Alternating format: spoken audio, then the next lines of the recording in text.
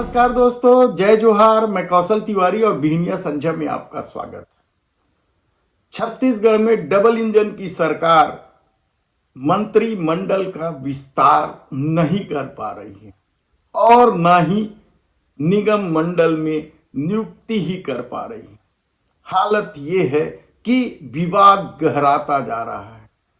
तारीख पर तारीख और हर दिल्ली दौरे की वापसी के बाद मंत्रिमंडल के विस्तार की अटकलें क्या अब बेमानी हो गई है।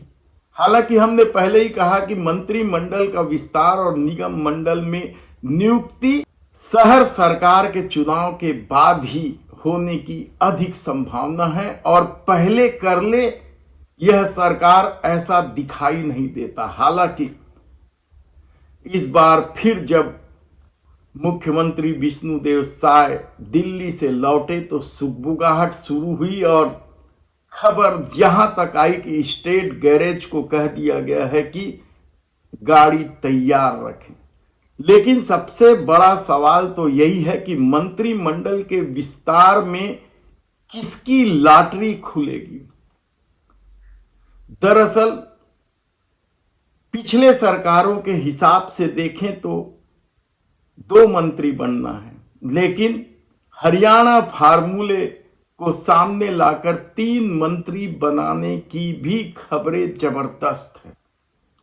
और होप भी क्यों ना, क्योंकि डबल इंजन की सरकार हर मोर्चे पर फेल होते दिखाई दे रही है। ऐसे में पुराने अनुभवी लोगों को मंत्रिमंडल में शामिल किया जाएगा या फिर जातिगत समीकरण के आधार पर, क्षेत्रीय समीकरण के आधार पर मंत्रिमंडल की नियुक्ति होगी।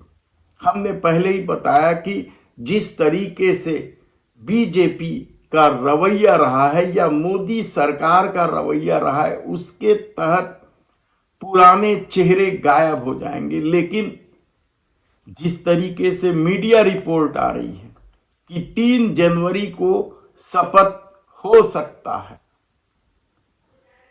बड़े बड़े मीडिया घराने हैं, उसके नामधारी पत्रकार हैं, उनका दावा है कि 3 जनवरी को मंत्रिमंडल का विस्तार होगा और 3 लोग शपथ लेंगे। उनमें पुराने चेहरे भी शामिल किए गए हैं। जिन लोगों के नाम चर्चा में हैं उसमें राजेश मूणत, जो पूर्व मुख्यमंत्री डॉक्टर रमन सिंह के चहेते, अजय चंद्राकर संगठन के चहेते हैं, तो अमर अग्रवाल विरासत के साथ सबसे प्रबल दावेदार है। विक्रम उसेंडी का भी नाम है, तो सुनील सोनी जो राजधानी से अभी अभी विधायक बने हैं उपचुनाव में। इनमें से कौन बनेगा, क्योंकि मामला तो एक अनार 100 बीमार का है। और जातिगत समीकरण के आधार पर देखें तो अब तक छत्तीसगढ़ में यादव समाज की उपेक्षा होती रही है। आंकड़े के मुताबिक यादव समाज की संख्या छत्तीसगढ़ में साहू और कुर्मी समाज से ज्यादा है, लेकिन राजनीतिक जागरूकता नहीं होने की वजह से हर बार यादव समाज बनने से चूक जाता है या छूट जाता है या छोड़ दिया जाता है, क्योंकि किसी एक विधानसभा में उनका ऐसा प्रभाव नहीं है कि वो वोटों के ध्रुवीकरण के आसरे चुनाव जीत ले। और यही वजह है कि हर सरकार ने यादव समाज की संख्या ज्यादा होते हुए भी उपेक्षा की। ऐसे में क्या इस बार विष्णुदेव साय में यादव समाज को मंत्रिमंडल में शामिल किया जाएगा या फिर पुराने ढर्रे से ही वही वर्मा और वही साहू ही मंत्रिमंडल में शामिल होंगे। आदिवासी वर्ग से भी तो दावेदारी है, हालांकि पर्याप्त प्रतिनिधित्व मिला है, उसके बाद भी अब कहा जा रहा है कि किरण देव को मंत्री बनाएंगे। भारतीय जनता पार्टी के प्रदेश के अध्यक्ष हैं। छात्र राजनीति से बीजेपी की राजनीति में आए और पहली बार विधायक बने। ठाकुर लाबी चाहती है कि किरण देव मंत्री बने।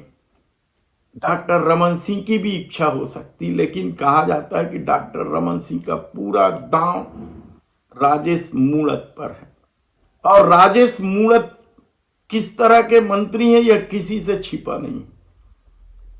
किस तरीके से उनके तेवर हैं, लोगों के साथ उनका व्यवहार है, यह किसी से छिपा नहीं है। और यही उनकी राह में सबसे बड़ी बाधा बने हुए हैं। जबकि अजय चंद्राकर के रवैये भी तो राजेश मूणत से कम नहीं है। आए दिन उनके बिगड़े बोल की चर्चा होते रहती है। तब ऐसे में अमर अग्रवाल क्या बाजी मार ले जाएंगे, या फिर वे भी नए चेहरे की वजह से किनारे कर लिए जाएंगे?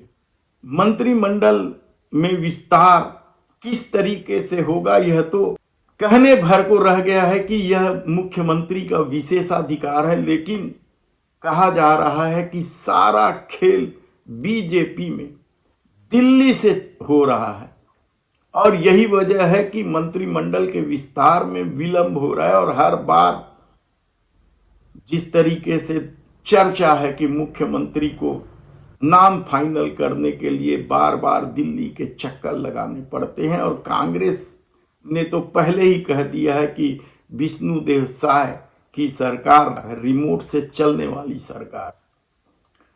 ऐसी परिस्थिति में 3 जनवरी को क्या मंत्रियों का शपथ होगा, ये बड़ा सवाल। क्योंकि यदि क्षेत्रीय संतुलन को देखें तो कांकेर और महासमुंद जिले से मंत्री बनना है तो दिग्गज कहां जाएंगे? फिर यादव समाज को प्रतिनिधित्व कहां मिलेगा? लेकिन दूसरी तरफ निगम मंडल को लेकर भी अब सुगाट शुरू हो गई है। और कहा जा रहा है कि नेताओं ने खुलकर कह दिया है कि यदि निगम मंडल में नियुक्ति शहर सरकार के पहले नहीं हुई तो फिर शहर सरकार के चुनाव में दिक्कत हो सकती है।